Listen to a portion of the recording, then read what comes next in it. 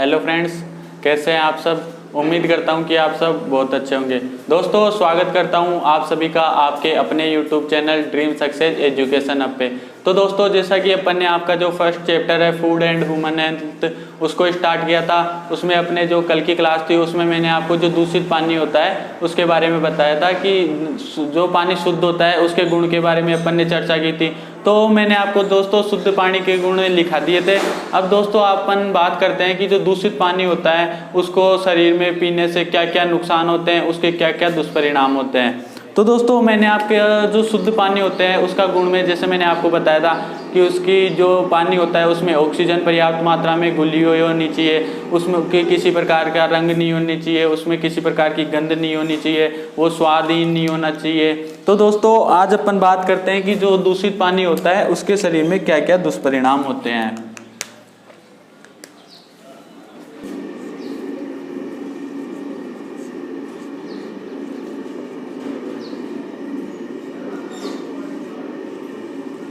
तो देखिए, अगर दोस्तों बात करें कि दूषित पानी, तो दोस्तों मान लीजिए जैसे कुछ बैक्टीरिया वगैरह वायरस वगैरह अगर आपके पानी में घुले हुए हैं और अगर आप दोस्तों उसको पी रहे हो तो उससे आपको अनेक बीमारियां, जैसे कि आपके उसमें हैजा हो गया, आपके उसमें जो भी हैजा बीमारी एक भी प्रकार की दूषित पानी को पीने से होती है वो बीमारी हो सकती है। इसके अलावा अगर अपन बात करें तो जैसे कि आपने मान लो एक दोस्तों दूषित पानी पीने से वायरल संक्रमण भी होता है। जैसे कि मान लो आपने दूषित पानी पी लिया तो आपके जो वायरल संक्रमण में डिजीज होती है, तो दोस्तों जैसे आपके पीलिया, हेपेटाइटिस, ये दोस्तों आपके वायरल संक्रमण से होता है जो कि दूषित पानी से पीने से होता है। तो देखिए दोस्तों, पहले नंबर की अगर बात करें कि दुष्परिणाम क्या होते हैं, तो दोस्तों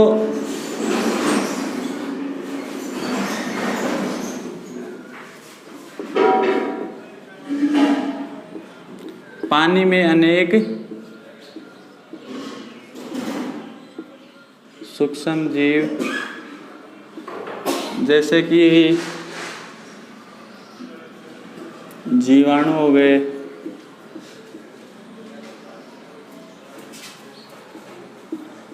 विषाणु हो गए,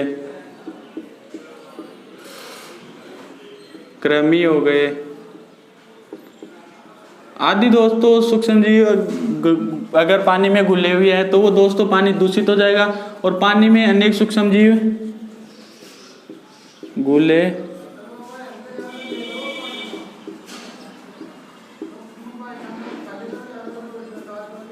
एवं इन सूक्ष्म जीव युक्त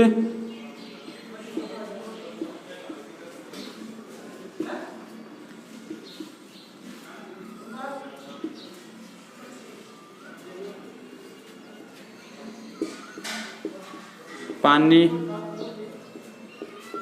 पीने से हैजा हो गया, अमीबिया पेचिस हो गया,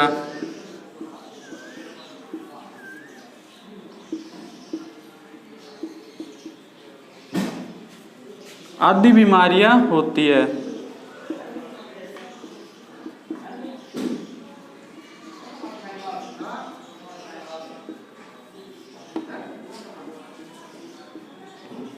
ये तो थे दोस्तों जो दूषित पानी पीने से उसका पहला दुष्परिणाम कि यदि पानी में सूक्ष्म जीव जैसे कि जीवाणु, विषाणु और कृमि आदि घुले हुए हैं और अगर इन सूक्ष्म जीवों युक्त पानी पी रहे हैं तो आपके हैजा हो सकता है, अमीबिया पेचिस हो सकते हैं, आदि बीमारियां अपने शरीर में हो सकती है। अब देखिए दोस्तों, अगर अपन दूसरे दुष्परिणाम की बात करें कि दूषित पानी में से अन्य क्या दुष्परिणाम हो सकते हैं, तो देखिए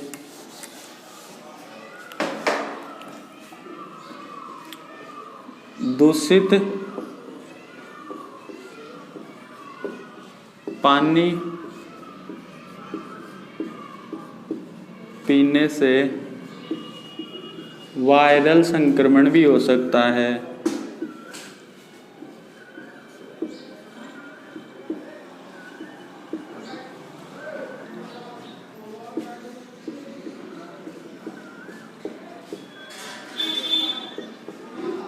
अब दोस्तों बात करें कि वायरल संक्रमण में कौन कौन सी बीमारियां हो सकती है, तो दोस्तों उसमें देखिए आपके जैसे कि आपके पीलिया रोग है, आपके हेपेटाइटिस है,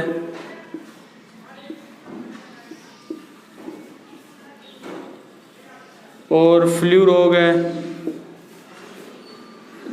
ईटीसी रोग जैसे इसमें दोस्तों टाइफाइड वगैरह अन्य रोग दोस्तों हो सकते हैं इससे संक्रमण की वजह से।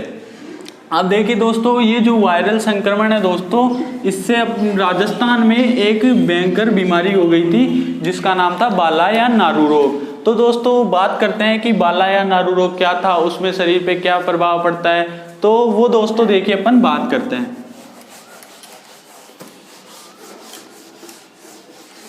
तो दोस्तों जो ये आपके बाला या नारू रोग जिसका कुप्रभाव राजस्थान के ऊपर कई वर्षों पहले पड़ा था, जिसका फिलहाल प्रेजेंट टाइम में उन्मूलन हो चुका है, तो दोस्तों ये एक कृमि जनित रोग है। अब दोस्तों बात करते हैं कि इस रोग में क्या होता है। बाला, ये दोस्तों अक्षय कुमार वाला गाना आता है बाला, वो वाला बाला नहीं है दोस्तों, ये एक कृमि जनित रोग है। अब देखिए दोस्तों, पहले इसकी बात करते हैं कि इसका रोगजनक क्या होता है।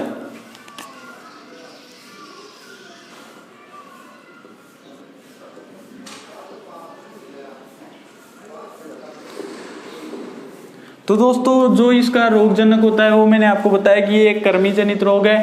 तो दोस्तों जो कृमि होता है उसका नाम होता है ड्रैगनकुलस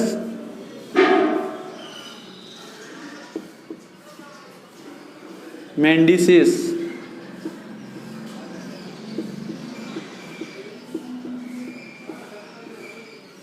ये दोस्तों आपके कृमि है।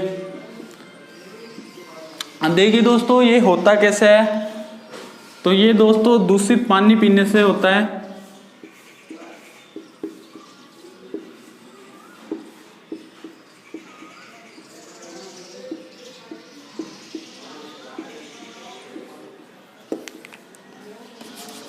ये दोस्तों इसका कारण हो गया। अगर दोस्तों इसके उपाय की बात करें तो दोस्तों इसका उपाय आता है, एक बारबेल मछली आती है, वो अभी मैं आपको बताऊंगा कि ये क्या कार्य करती है, कैसे ये कार्य की। बारबेल मछली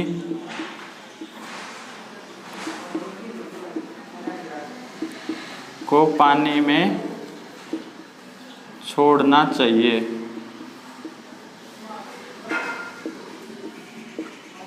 अब देखिए दोस्तों बात करते हैं ड्रैगनकुलस मेंडिसिस कृमि बाला या नारू रोग फैलाता कैसे है। तो दोस्तों ये जो ड्रैगनकुलस मेंडिसिस कृमि होता है, ये जो जल होता है उसमें दोस्तों अपने अंडे देता है।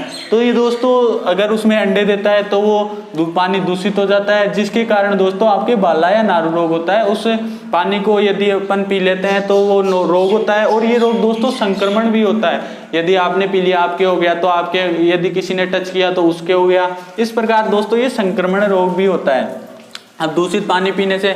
अब दोस्तों इसका उपाय, बारबेल मछली क्या करती है, जो दोस्तों ये ड्रैगनकुलस मेंडिसिस अंडे देता है ना, उसको नष्ट कर देती है, उन अंडों को खा जाती है, जिससे दोस्तों वो पानी दूषित होने से बच जाता है। और ये दोस्तों बारबेल मछली इस कृमि को भी नष्ट करती है, इसको भी दोस्तों अपने भोजन के रूप में ग्रहण करती है। अब इस रोग में होता क्या है, तो दोस्तों इस रोग में आपके जो पैर होते हैं इस पे फफोले हो जाते हैं, और इन फफोलों में दोस्तों यदि दोस्तों इन फफोलों में आप धागे निकलते हैं, और जिन धागों की लंबाई होती है 90 से 100 सेंटीमीटर 130 सेंटीमीटर के आसपास, यदि दोस्तों इन फफोलों से अगर आपके ये धागे निकल रहे हैं तो आपके ये फफोले ठीक हो जाते हैं। अगर दोस्तों इन फफोले से ये धागे नहीं निकलते हैं तो दोस्तों आपके पैरों में अनेक बीमारियां हो सकती है, आप लंगड़े भी हो सकते हैं। इस कारण दोस्तों ये बाला या नारू रोग काफी ज्यादा दोस्तों इसका कुप्रभाव राजस्थान में देखने को मिला था, और प्रेजेंट टाइम में दोस्तों इसका उन्मूलन हो चुका है, यानी कि ये रोग अब प्रभावित नहीं है।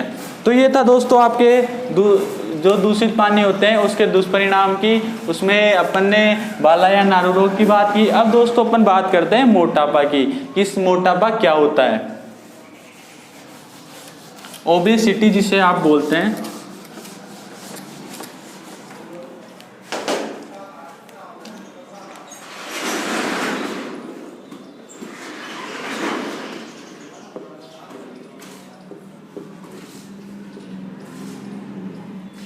अब दोस्तों आपको कोई पूछ ले कि आपने मोटे आदमी को तो दोस्तों देखा है, अब आपको वो पूछ ले कि मोटे आदमी की या मोटापा की परिभाषा क्या होती है, तो दोस्तों जो अधिक वसायुक्त भोजन करते हैं ना, तो दोस्तों अधिक वसायुक्त भोजन करने से, जंक फूड करने से, तो इस कारण दोस्तों पेट में फुलावट आ जाती है, जिसे ही दोस्तों मोटापा कहा जाता है। तो देखिए दोस्तों, इसकी परिभाषा की बात करें,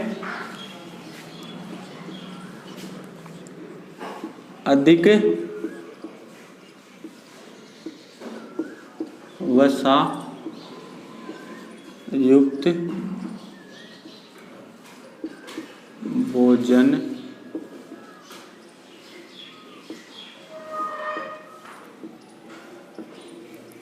अधिक वसायुक्त भोजन करने से पेट में होने वाली फुलावट को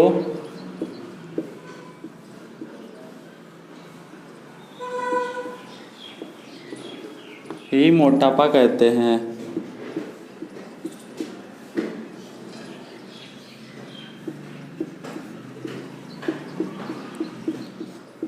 अब दोस्तों बात करते हैं आपके जो मोटापा होता है उसको ज्ञात करने के लिए दोस्तों बॉडी मास इंडेक्स BMI एक सूचकांक होता है, उसका प्रयोग किया जाता है। अब देखिए दोस्तों, अपन बात करते हैं BMI क्या होता है।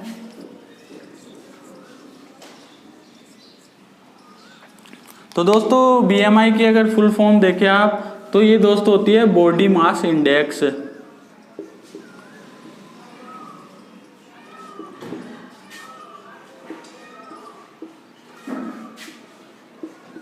शरीर भार सूचकांक। इसके द्वारा दोस्तों मोटापे की गणना BMI के रूप में की जाती है। अब देखिए दोस्तों, जो बॉडी मास इंडेक्स है, इसमें दोस्तों आपके जो शरीर के एक तो भार होता है और लंबाई, उसका रेशियो लेके दोस्तों BMI की गणना की जाती है। तो एक तो दोस्तों जैसे शरीर का वेट हो गया, शरीर का भार हो गया, और दोस्तों एक हो गई शरीर की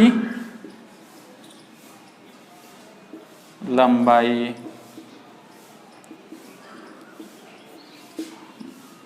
किलोग्राम प्रति मीटर स्क्वायर के रूप में इसको प्रदर्शित किया जाता है। तो दोस्तों बॉडी मास इंडेक्स में शरीर का भार अपॉन शरीर की लंबाई के रूप में व्यक्त किया जाता है। अब देखिए दोस्तों, अगर अपन बात करें कि मोटापा होता है, ये सामान्य मोटापा BMI के कितने मान पे, तो सामान्य मोटापा होता है, और मोटापा अधिक BMI का कितना मान आए कि मोटापा अधिक हो जाता है।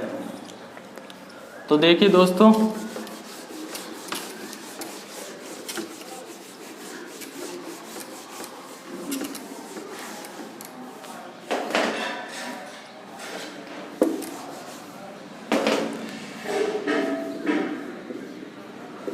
ये BMI का मान आएगा दोस्तों। इसमें अपन पहले नंबर पे देखते हैं कि सामान्य मोटापा और एक दोस्तों अधिक मोटापा।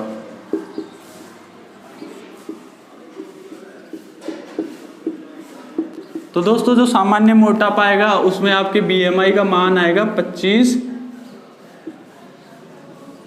किलोग्राम प्रति मीटर स्क्वायर, और दोस्तों जो अधिक मोटापा हो जाएगा वो उसका मान आएगा दोस्तों आपके 30 किलोग्राम प्रति मीटर स्क्वायर। ये थी दोस्तों मोटापे में BMI का मान कि सामान्य मोटापा आपके इतने मान पे होगा, अधिक मोटापा इतने मान पे होगा। अब दोस्तों अगर अपन बात करें कि मोटापे से रोग कौन कौन से हो सकते हैं, तो दोस्तों मोटापे से एक तो आपके हार्ट अटैक है, आपको नींद कम आना, नींद में आपके सांस में प्रॉब्लम हो जाना, वो रोग होते हैं। तो दोस्तों इसमें पहले बात करें तो आपके हृदय संबंधी बीमारियां होगी,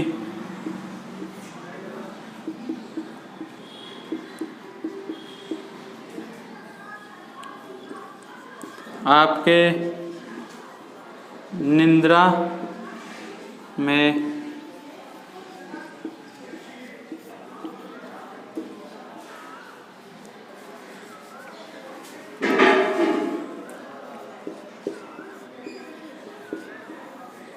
निद्रा में श्वास की तकलीफ होगी, ये दोस्तों दो इसके काफ़ी इम्पोर्टेंट है इसमें दोस्तों कि आपके इसकी कमी से एक तो आपके हृदय संबंधी बीमारी और निद्रा में आपके श्वास की तकलीफ होगी। इसके अलावा दोस्तों इसके काफ़ी रोग हो जाते हैं, जैसे आदमी का चलना फिरना भी मुश्किल हो जाता है, आदमी अधिक कार्य नहीं कर पाता है। तो ये दोस्तों दो इसके काफ़ी इम्पोर्टेंट रोग है। अब दोस्तों इसके कारणों की बात करते हैं कि मोटापे के क्या क्या कारण हो सकते हैं। तो दोस्तों इसके 3-4 कारण प्रमुख होते हैं कि इन वजह से मोटापा हो सकता है। तो इसके अगर मोटापे के रीजन की बात करें दोस्तों, तो दोस्तों इसमें जो आपके पहला कारण आएगा वो आएगा अधिक वसायुक्त भोजन करने से।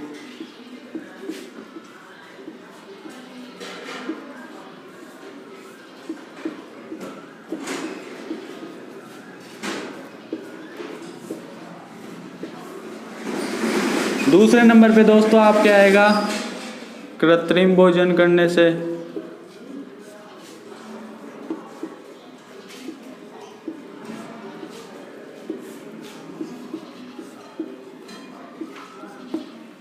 तीसरा आएगा दोस्तों आपके व्यायाम न करने से।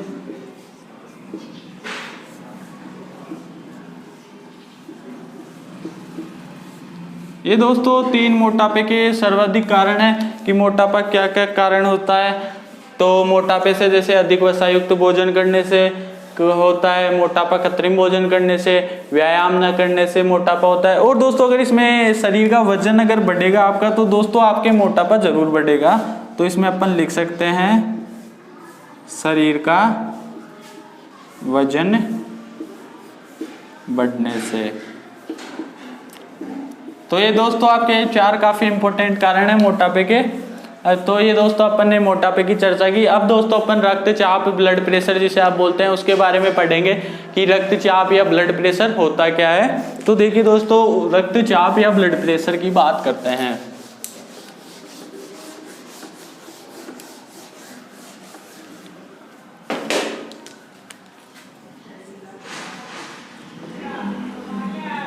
जिसे आप दोस्तों इन शॉर्ट बीपी बोलते हो।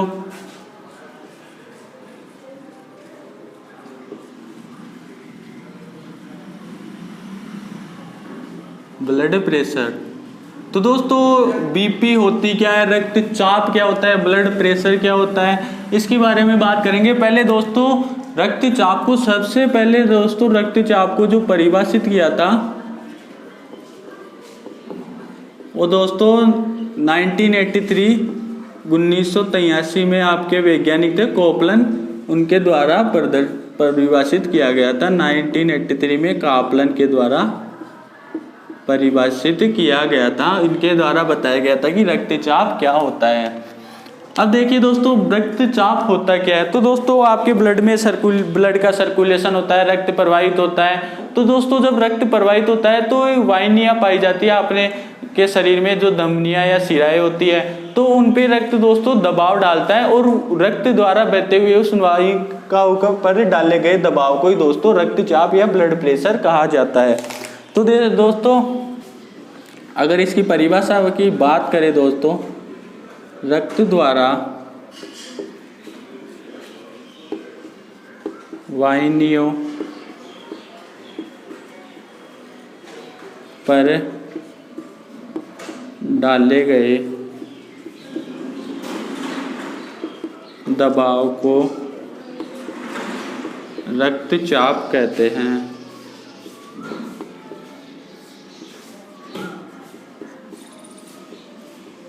अब जो दोस्तों ये आपके वाहिनियां होती है, ये शरीर में एक तो 2 प्रकार से देखने को मिलती है, धमनियां होती है,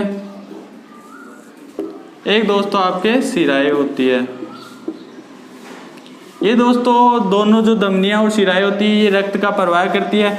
धमनियां रक्त को हृदय से आपके शरीर के विभिन्न अंगों और ऊतकों तक ले जाती है, जबकि शिराएं जो होती है वो रक्त को आपके अंगों से पुनः हृदय के पास लाती है। तो दोस्तों ये धमनियां होती है जो रक्त को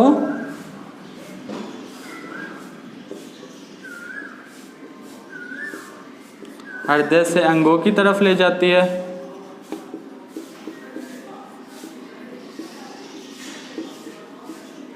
और जो दोस्तों आपकी शिराएं होती है दोस्तों, ये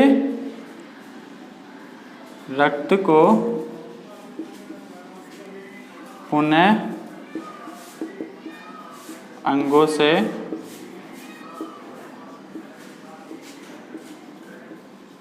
हृदय की तरफ ले जाती है।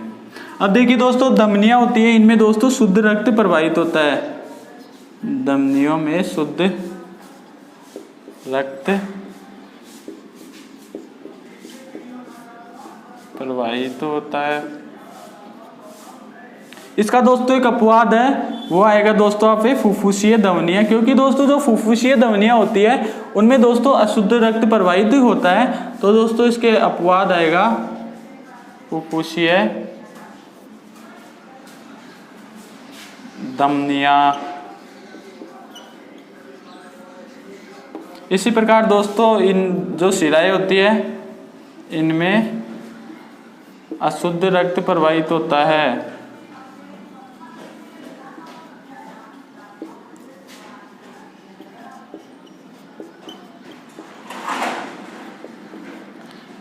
दोस्तों आपके शिराओं में भी एक अपवाद आता है, और वो अपवाद है दोस्तों, ये एग्जाम्पल नहीं है दी दोस्तों, इसका अपवाद है।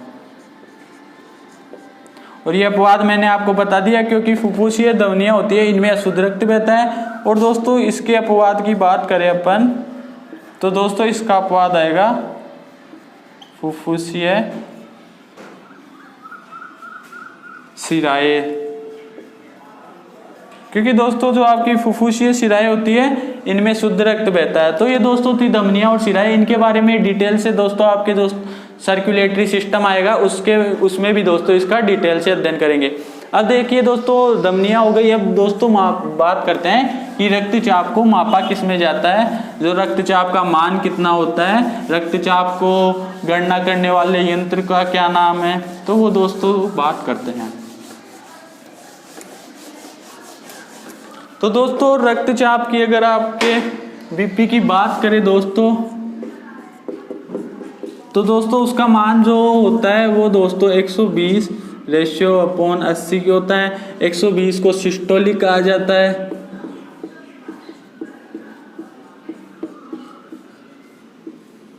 ये उच्चतम मान हो गया, ये आपके डायस्टोलिक हो गया। ये दोस्तों इनके नाम कह सकते हैं। अब देखिए दोस्तों बात करते हैं कि एक सामान्य व्यक्ति के लिए सिस्टोलिक का मान कितना होता है, और एक सामान्य व्यक्ति होता है उसके लिए डायस्टोलिक का मान क्या होता है। तो दोस्तों एक सामान्य व्यक्ति में अगर अपन सिस्टोलिक के मान की बात करें, तो ये दोस्तों आपके 90 से 120 के मध्य होता है। और अगर दोस्तों अपन डायस्टोलिक की बात करें, तो ये दोस्तों 60 से 80 तक होता है। ये थी दोस्तों आपके बीपी का मान की। अब बात करते हैं दोस्तों कि अपने बीपी का गणना यंत्र होता है। तो दोस्तों अगर बीपी का गणना यंत्र देखें, तो दोस्तों देखिए बीपी का जो गणना यंत्र होता है उसे रक्तचाप मापी कहा जाता है, या दोस्तों इसे स्फेग्नोमेनोमीटर भी कहा जाता है। स्फेग्नोमेनोमीटर,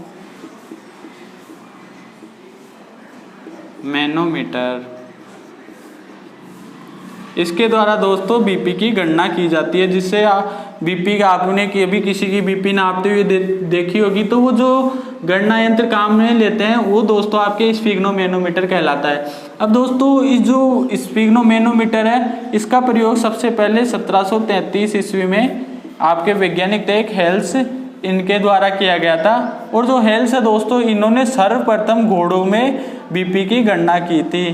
घोड़ों में बीपी की गणना की थी इन्होंने सबसे पहले 1733 में हेल्स नामक वैज्ञानिक के द्वारा।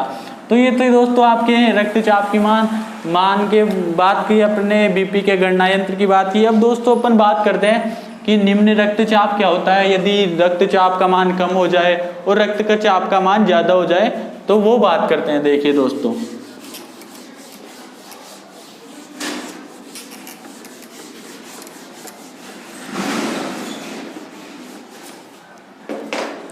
अब देखिए दोस्तों, अपन बात करते हैं लो ब्लड प्रेशर, निम्न रक्तचाप के बारे में। तो दोस्तों मैंने आपको बताया जब धमनियों और शिराओं में आपके रक्त प्रवाहित होता है और जब वो रक्त दोस्तों उसकी मात्रा कम हो जाती है तो दोस्तों वो वाली कंडीशन आपके निम्न रक्तचाप कहलाती है, जिसमें रक्त के प्रवाहित होने के लक्षण धमनियों व शिराओं में कम दिखाई देने लगते हैं। इसमें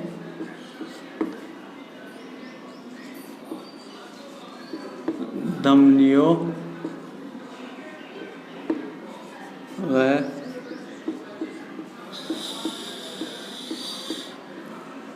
शिराओं में रक्त प्रवाह होने के लक्षण कम दिखाई देते हैं।